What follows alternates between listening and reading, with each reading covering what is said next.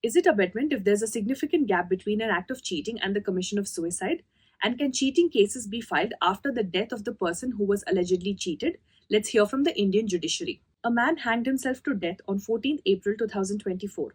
On 18 May 2024, while cleaning his wardrobe, his wife found a note in his handwriting. It contained allegations that his business partners had cheated him and forged his signature, which resulted in a loss of 60 crore rupees to him, which he cited as the reason for his suicide. On 22nd May 2024, the wife filed a complaint against three people and an FIR was registered against them under the IPC sections for abetment to suicide and cheating.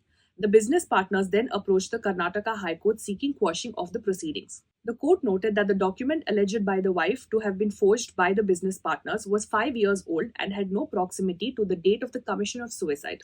To constitute the offence of instigation of suicide, there must be close proximity between the two. So, the abetment to suicide was ruled out. As for the crime of cheating, the High Court held that such a complaint should have been filed by the husband during his lifetime and not by the wife after his death.